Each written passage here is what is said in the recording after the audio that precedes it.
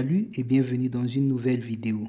Dans cette vidéo, je vous propose des astuces simples qui vont permettre d'augmenter l'autonomie de votre téléphone. Pour éviter que cette vidéo ne soit trop longue et donc ennuyeuse, je préfère passer directement à l'essentiel. Astuce numéro 1. Désactiver toutes les notifications non essentielles. Les notifications constituent une source non négligeable de consommation d'énergie sur vos téléphones. La quantité d'énergie consommée par les notifications peut être très importante. En plus de ça, plus les notifications sont nombreuses, plus elles sont répétitives. Et si elles contiennent des médias, c'est-à-dire des vidéos, des images, des sons, alors elles peuvent avoir des conséquences très graves pour l'autonomie de votre smartphone. La solution que je vous propose concernant les notifications, c'est de désactiver toutes les notifications non essentielles. Bon, le terme non essentiel peut varier d'une personne à une autre. Personnellement aussi, je reçois des notifications d'une application de jeu qui me dit que tel joueur a atteint tel niveau. Ou bien la notification venant d'une application de shopping qui me dit que voilà une telle remise est en cours. Et c'est généralement ces genres de notifications qui sont nombreuses. Je trouve que c'est non essentiel pour moi. Donc, chacun choisit ce qui est non essentiel pour lui. Sauf les notifications de mes vidéos, bien sûr. Vous n'allez pas me dire quand même que mes vidéos sont non essentielles. Donc, bref, lorsque vous avez la liste de toutes les notifications non essentielles, il faut aller dans les paramètres de votre téléphone. Ensuite, vous allez dans l'option Applications. À noter que cette démarche peut varier selon la marque du téléphone que vous utilisez. Dans certains smartphones, il faut aller dans Paramètres. Ensuite, applications et notifications. Dans mon téléphone qui est Oppo A5 2020, je vais aller dans les paramètres. Ensuite, notifications et barre d'état. Puis, je choisis l'option gérer les notifications. À ce niveau, vous aurez la liste de toutes les applications installées sur votre téléphone. Choisissez tout simplement l'application dont vous voulez désactiver les notifications. Enfin, désactivez les notifications que vous ne souhaitez plus recevoir en glissant tout simplement le curseur vers la gauche. Une fois que c'est fait, vous revenez en arrière. Choisissez ensuite une autre application et répétez la procédure. Moi, je vais choisir par exemple Calculatrice parce que je ne vois pas l'intérêt de recevoir des notifications d'une telle application. L'astuce, c'est de choisir les applications qui vous dérangent réellement. Choisissez des applications qui vous saoulent réellement avec des notifications non utiles. Des applications de e-commerce en général, des applications de jeux, ainsi de suite. Bon, à vous de voir. Vous pouvez également choisir la méthode radicale, c'est-à-dire désactiver les notifications pour toutes les applications.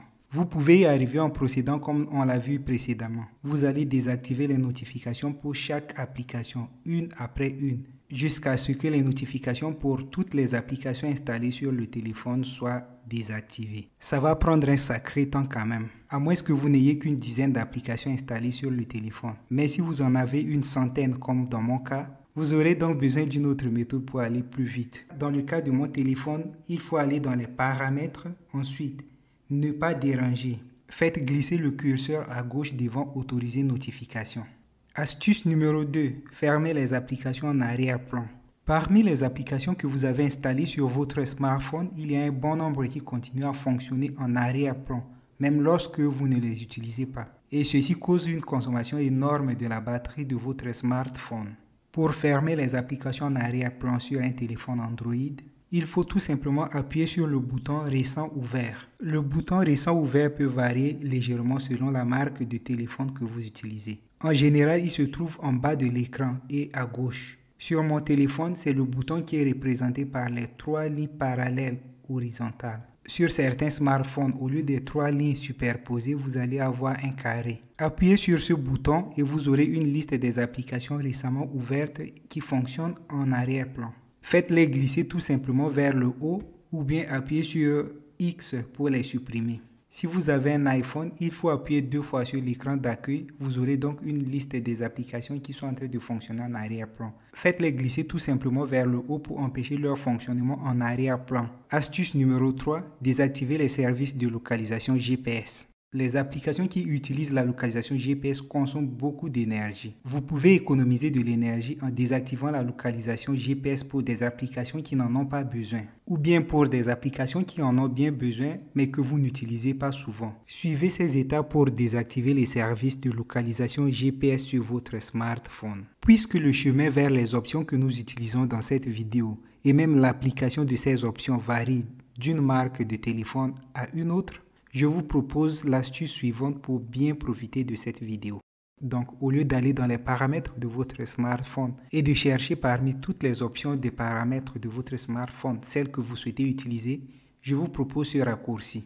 À chaque fois que vous allez dans les paramètres, appuyez sur la loupe qui se trouve en haut et à droite. C'est un outil qui va vous permettre de chercher rapidement votre option à partir de son nom entier ou bien d'un mot-clé. Comme nous souhaitons modifier les paramètres de service de localisation GPS, nous allons tout simplement rechercher l'option concernée à partir du mot-clé localisation.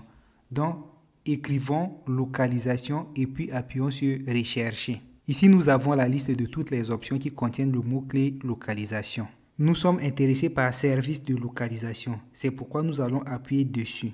Dans information de localisation, vous pouvez tout simplement désactiver le service de localisation. Cela va désactiver la localisation pour toutes les applications. Une fois que c'est fait, vous risquez de ne plus géolocaliser le téléphone lorsque vous le perdez. On pourrait arriver facilement à cette option en balayant tout simplement l'écran vers le bas. Si vous ne souhaitez pas désactiver la localisation pour toutes les applications, vous pouvez tout simplement choisir le mode de localisation. Je souhaite également préciser que la quantité d'énergie consommée par les services de localisation varie en fonction du mode de localisation. Le mode haute précision consomme plus d'énergie parce que ce mode, en plus du GPS, utilise le Wi-Fi, le Bluetooth et le réseau cellulaire pour localiser l'appareil. Donc si votre souci est l'économie de l'énergie de votre téléphone, il faut éviter ce mode. Choisissez plutôt le deuxième mode. La précision de la localisation sera faible, mais en contrepartie, vous allez économiser de l'énergie. Les applications qui sont listées ici sont celles qui ont récemment reçu votre autorisation de localisation. Donc, appuyez sur chaque application, ensuite sur autorisation et puis désactiver lieu. Sous contrôle de positionnement, vous avez la liste des applications qui utilisent le GPS en arrière-plan. Il y a des applications dont l'utilisation du GPS en arrière-plan est indispensable pour leur fonctionnement. C'est le cas de Samsung Health sur mon téléphone. Si je désactive la localisation GPS pour cette application, elle risque de mal fonctionner. Mais je vais quand même le faire puisque je n'utilise pas cette application pour le moment. Donc n'hésitez pas à retirer les autorisations pour les applications. Vous ne risquez en fait rien. À chaque fois que vous aurez besoin de ces applications, lorsque vous allez les ouvrir, la première chose qu'elles vont faire, c'est de vous demander de leur attribuer les autorisations dont ils ont besoin pour bien fonctionner. À ce niveau, vous n'aurez même pas besoin de revenir dans les paramètres. Vous n'aurez qu'à cliquer sur oui et continuer à utiliser vos applications tranquillement. Tout en bas de Samsung Health, vous avez aussi une liste d'applications qui utilisent énormément de l'énergie. C'est pourquoi il est bien écrit ici que l'activation de ces applications provoquera une augmentation de la consommation d'énergie du système.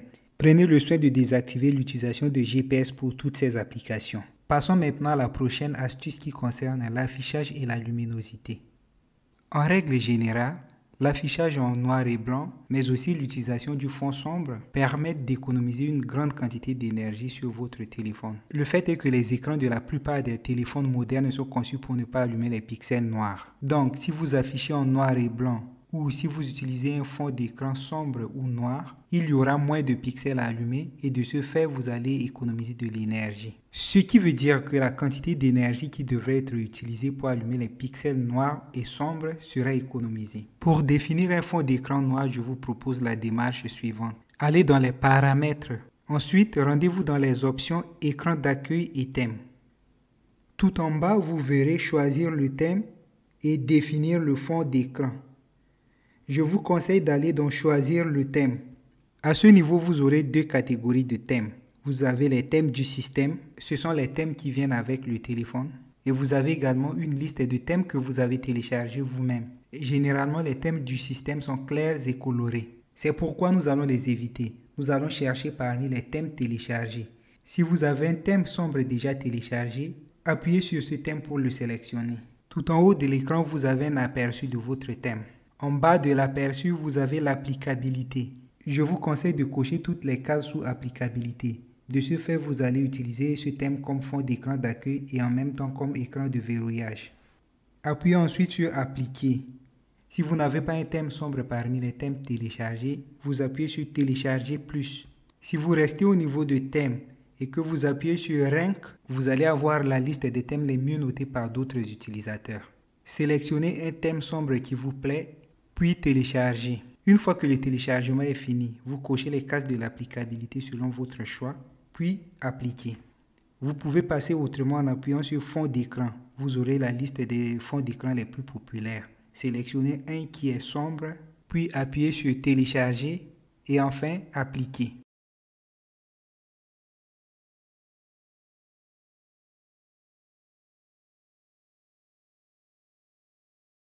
Vous pouvez également télécharger un fond d'écran sombre dans un navigateur Internet et puis l'appliquer par la suite.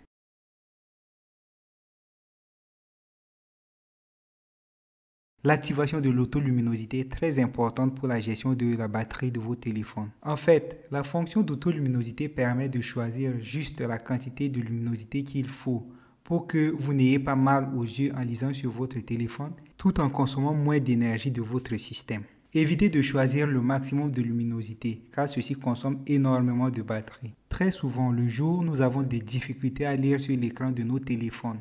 Et ceci nous pousse à augmenter la quantité de luminosité pour nous permettre de bien voir. Ceci conduit à une énorme consommation de l'énergie de notre système. Si vous comptez économiser de l'énergie, je vous conseille de laisser l'autoluminosité faire son travail. Vous allez tout simplement incliner l'écran de votre téléphone de manière à éviter le maximum de réflexion des rayons solaires qui vous empêchent de bien voir sur votre téléphone. Activez le mode d'économie d'énergie. Le mode éco d'énergie va s'occuper de certains de ces paramètres que nous avons vus tout à l'heure. Il permet de fermer certaines applications en arrière-plan. Il permet de mettre en pause la synchronisation automatique, de réduire la luminosité de l'écran. Il désactive la vibration au toucher.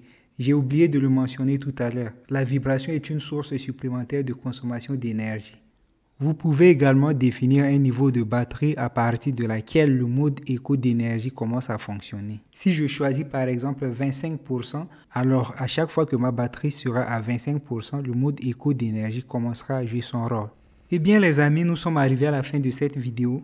Si vous avez aimé ces astuces pour économiser la batterie de votre téléphone, n'oubliez pas de vous abonner à ma chaîne pour recevoir plus de contenu de ce genre. Activez également la cloche des notifications pour ne pas rater nos prochaines vidéos. Et bien, de mon côté, je vous dis au revoir et à bientôt. Ciao!